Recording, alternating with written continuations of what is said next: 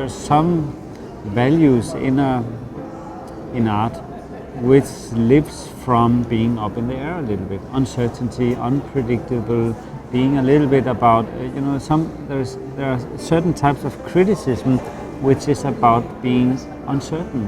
The fact that you do not know exactly what is about to happen, maybe that has a potential, and that is, can be, in terms of criticality, that can be quite a tool to help you to re-evaluate the means with which you take in your surroundings. And that's not just the museum, but that's also the means when you go out in society, when you go to your work the next day, when you go home and spend time with your family or alone.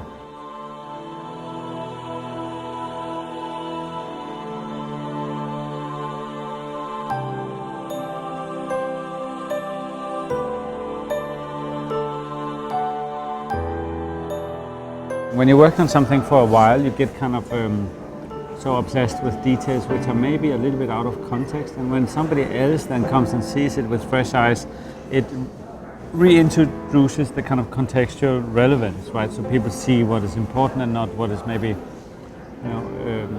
they don't focus on how, they maybe focus more on why one does things, right? So when doing a show or work of art, one of course needs to translate why into how, meaning that why on earth would I make a work of art? And the reason for that is to be found in the, partly in how I do it then, right? So, but then when you are obsessed with how, you kind of lose track of why at some point. Then it can be quite refreshing that somebody else comes in, looks at it, and you are then able to see or re-experience the work through the eyes of that other person, or a kind of a third-person point of view sort of situation.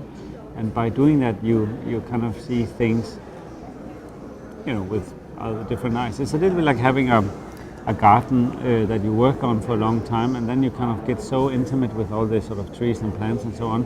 And then finally, when somebody else comes and see it, you see a lot of new things. If you look throughout the art history or throughout museums, really, you see a lot of landscapes that have entered the museum, but they're always in a contained format.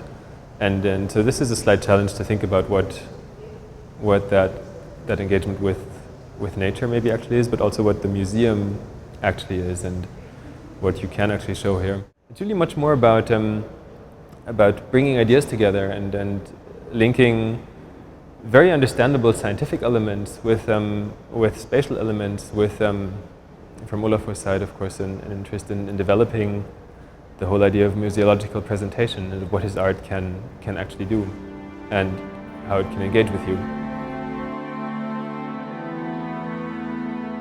So what I'm doing, I'm just trying to point towards the kind of complexity or the kind of intimacy of engaging in art on one side, but also somehow outlining the complexity of what I believe art is capable of.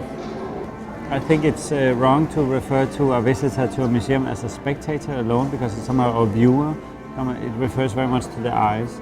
And if as I do, work with a body of work which is very much about the physical engagement as well, or it's not just about it's not just about seeing something, it's also about engaging in many other ways.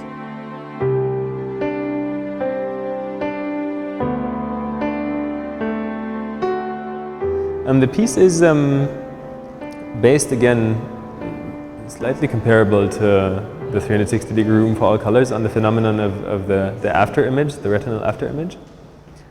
And it's basically a simple, small exercise. It's a film that Olafur is co-producing with you, or you're co-producing with him. Olafur is offering the projections of the color forms, which you can read either as a flat color, or you could also potentially read it as spaces. This could be a cube or a hexagon. And what you're seeing is then complemented by what your eyes are, or what your brain is programming in as the after image. And the distribution, I think, is about 60-40. So 60% the projections come from Olafur and the spotlights, and 40% come from your brain. So it's really something where this piece does not exist without you seeing it. I come to the museum to take something with me back, to use it. It's not necessarily, the potential of the hospitality of the museum lays in what it gives you to take home with you. I don't think the museum necessarily is about come and see the treasures here and then you leave with just the memory. Hopefully people take a little bit more than the memories.